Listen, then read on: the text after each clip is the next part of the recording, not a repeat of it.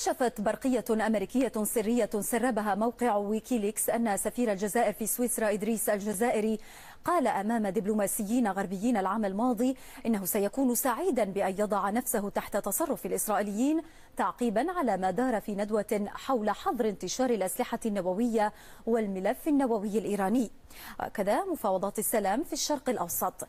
من جهة أخرى أظهرت صور يحتفظ بها حلف الأطلسي على موقعه على شبكة الإنترنت لقاءات ومصافحات بين عسكريين جزائريين وعسكريين إسرائيليين من بينهم قائد الأركان الإسرائيلي جابي أشكنازي. هل عن جزائر أخرى غير هذه يحدثنا ويكيليكس؟ موقع التسريبات الشهير خرج على الجزائريين ببرقية نصيبهم منها الصدمة ونصيب قيادتهم حرج كبير. تحدثنا الوثيقة الأمريكية السرية المؤرخة في 13 مايو من العام الماضي عن اجتماع عقد في اليوم نفسه في جنيف السويسرية على هامش اجتماع اللجنة التحضيرية لندوة تقييم معاهدة منع انتشار الأسلحة النووية. تقول الوثيقة إن من بين من حضروا الاجتماع إلى جانب روس غودمولر نائب وزيرة الخارجية الأمريكية المكلف بالتحقق من الامتثال والتنفيذ إدريس الجزائري سفير الجزائر وممثلها الدائم لدى مكتب الأمم المتحدة والمنظمات الدولية في سويسرا، وسفراء مصر واليابان وأستراليا وكندا وبريطانيا. أشار ممثل الإدارة الأمريكية خلال اللقاء إلى ما وصفها العلاقة الوطيدة بين قضية السلام في الشرق الأوسط ووضع حد للملف النووي الإيراني.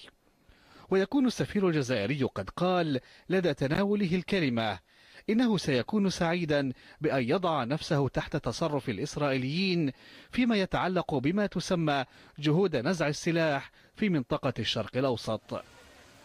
هل قصد إدريس الجزائري إبداء استعداده من أجل التوصل إلى حل للملف النووي الإيراني وفقا للرؤية التي تراعي أمن إسرائيل؟ ألم تكن مواقف الجزائر من نزع السلاح مرتبطة بشكل دائم بمواقفها التقليدية والمعروفة إزاء النزاع العربي الإسرائيلي؟ ليست ها هنا كل القضية. فكيف يصدر عرض كهذا من ممثل دولة تفاخر بأنها لا تقيم مع إسرائيل اتصالات في السر أو العلن ولا تسعى لتطبيع معها من أي نوع؟ خطورة ما نسب لحفيد الأمير عبد القادر في أنه أول تصريح لدبلوماسي جزائري يسير عكس مواقف بلاده الرسمية، ذلك إذا سلمنا بفرضية المبادرة الشخصية أيا كانت مراميها.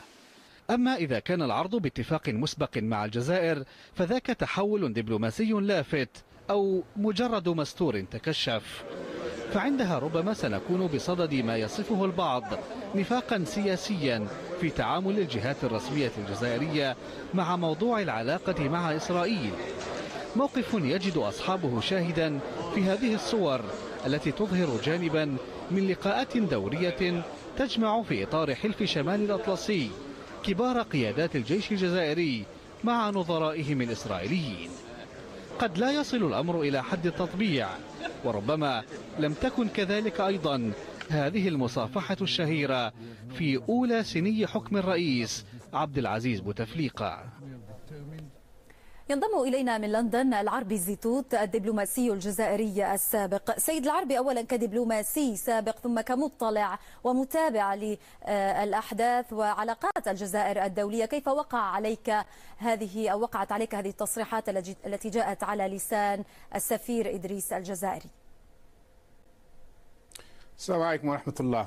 في واقع الأمر أنا كنت أعرف إلى حد ما بهذه العلاقات التي تمتد إلى منتصف التسعينات، ولكن أعرف أنها وقعت صدمة شديدة جدا. تابعت اليوم كثير من التعليقات من القراء الجزائريين على صحف جزائرية، وكانت العديد منهم مشدود إلى صدمة، حتى أن فيهم من طالب بشنق هذا السفير. والواقع هذا يكون غير عادل، لأن السفير لم يتصرف من ذاته وليست مبادرة فردية إطلاقا، وإنما هذا يعود إلى سنة 93. كذلك سيد العربي، لأنك لا تستغرب ما قاله السفير إدريس الجزائري، كيف تصف ما قام به؟ ما هي المبررات التي قد تقف وراء هذه التصريحات التي أدلى بها؟ هي تكملة لمجموعة من الخطوات اتخذت منذ سنة 93 عندما ساد لدى مسؤولين جزائريين من أن معركة الجزائر مع الإرهاب الإسلامي هي مثل معركة إسرائيل مع الإرهاب الإسلامي في فلسطين، وتردد هذا على صحافة إسرائيلية عديدة. ثم كانت تطبيع رياضي في منتصف 95 سمح به وزير الخارجية 94 بالضبط، وزير الخارجية صالح دمبري، عندما سمحوا للرياضيين الجزائريين بلقاء نظرائهم الإسرائيليين في المنافسات الدولية. ثم كانت المصافحة الشهيرة بين مبارك وبوتفليقة على هامش جنازة الحسن الثاني. ثم كانت زيارة مجموعة من الصحفيين ووزير الثقافة الحالية إلى تل أبيب في 2001، ومباشرة بعدها عينت وزيرا للثقافة. معنى هذه المعطيات كلها سيد العربي أن هذه التصريحات ليست فردية، وإنما تعبر عن سياسة جزائرية حيال ما يحدث. أبدا ليست فردية، هي سياسة جزائرية. بوتفليقة ذاته قابل عدد من اليهود في فرنسا وفي أمريكا. شكرا جزيلا لك العربي زيتوت، الدبلوماسية الجزائرية السابق، كنت معنا من لندن.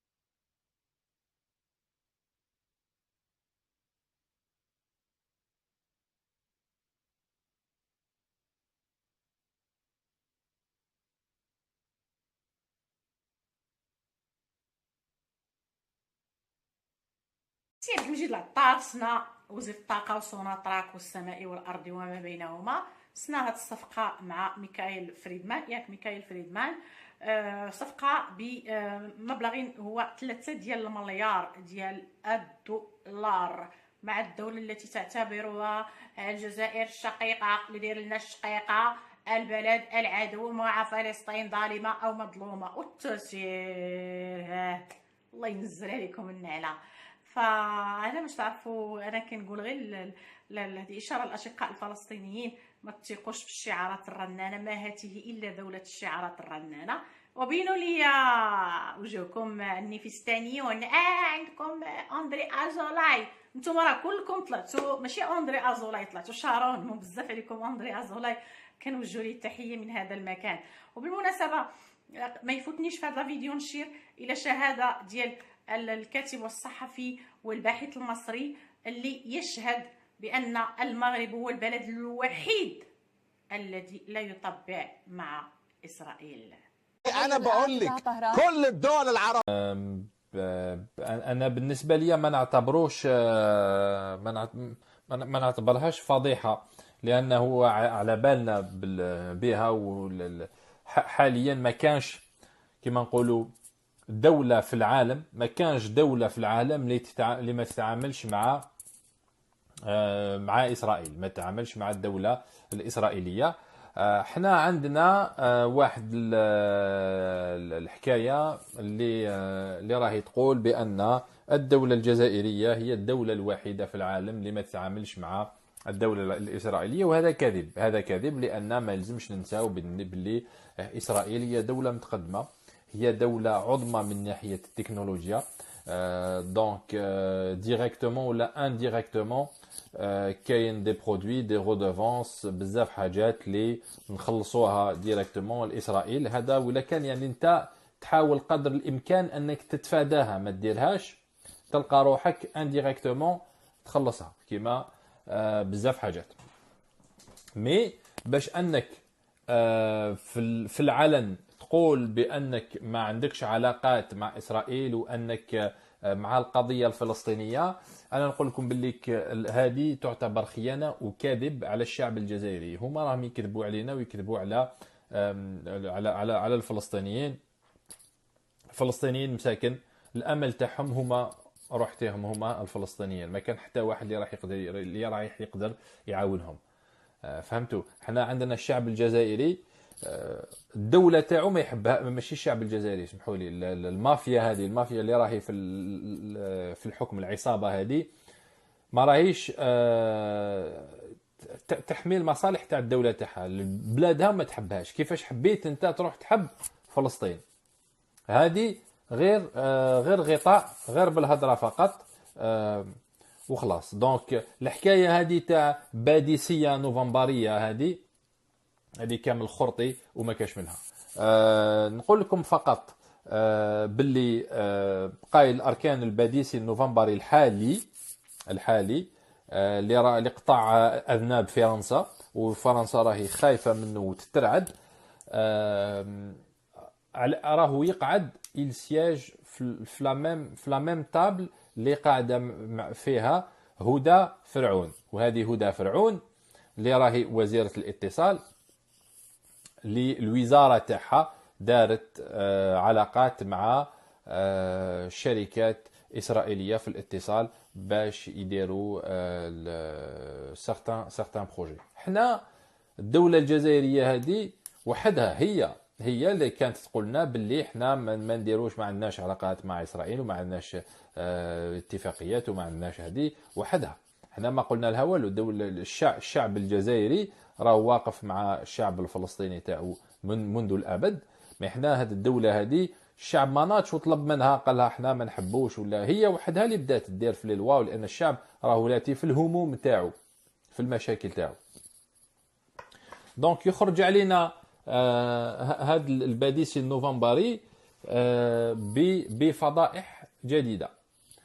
اولا نعاود نشوفوا الفضيحه هذه تاع موبيليس واش فيها التحويلات الماليه اللي راهي كانت تروح لاسرائيل بالصفقات تاع تيليكومونيكاسيون.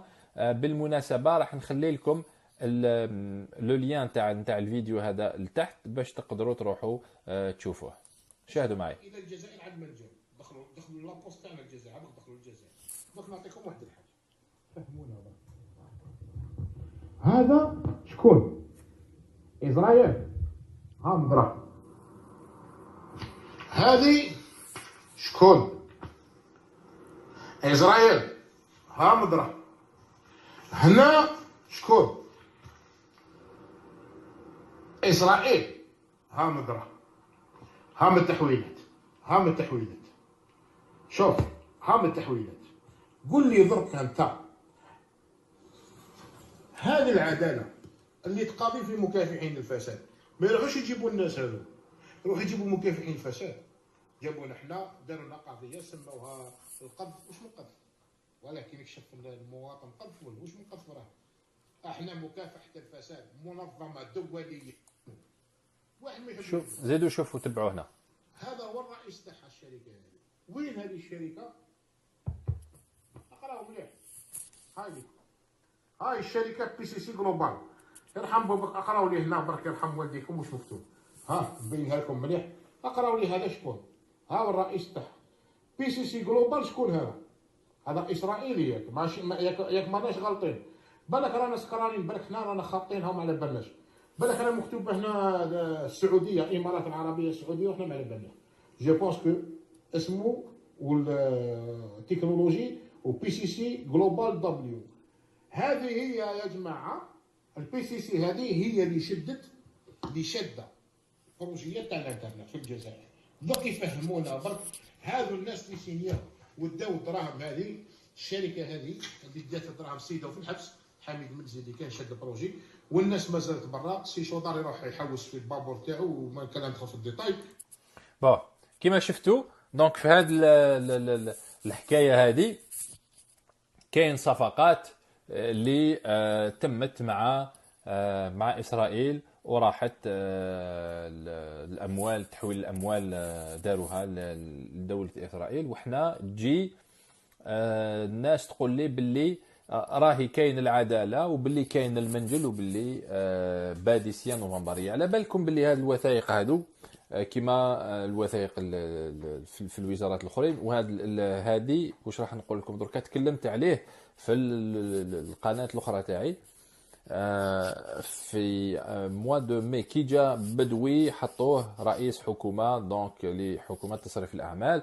قلت لكم باللي الحكومات هذه راهم جابوا هاد الاشخاص هادو باش ينحيو لي تراس، باش بور ديتروير لي دوكيومون اللي عندهم وما يخليو حتى اثر.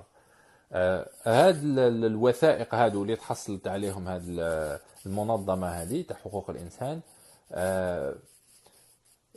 عطاو لهم هدى فرعون الوزيره تاع الاتصال، اعطت امر ب دونك بور ديتروير لاتلاف جميع المستندات والوثائق اللي كاينين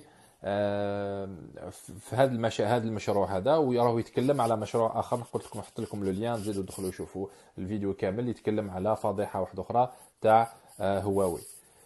دونك قالت لهم لازم اتلاف جميع المستندات والوثائق. وبعض الناس اللي تما ما داروش اتلاف تام لهذه الوثائق هذه، طبعوا عليها دي كوبي خباوهم وبعتوهم الاشخاص مثل الاخ سفيان. دونك هنايا راكم تشوفوا بلي العداله هذه ات اون جوستيس كيما نقولوا دو فيتاس.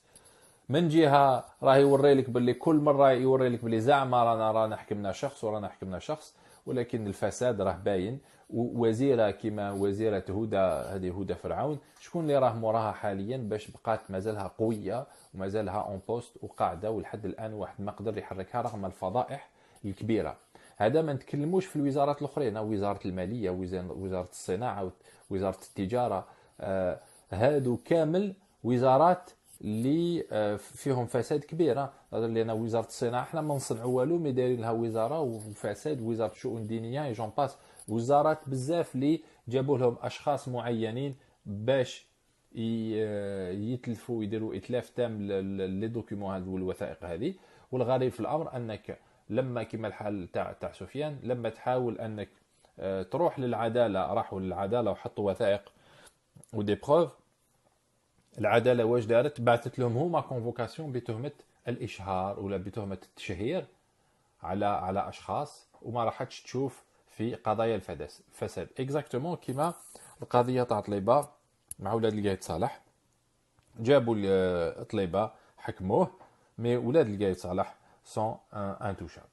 فوالا، نتمنى ما كنتش ثقيل. 40% من البترول الجزائري ملك لهذا الروسي. وانا نعيق علاش ديما لاصقين في ماماكم روسيا اللي هو ميكائيل فريدمان. غنخليكم مع الوثيقه.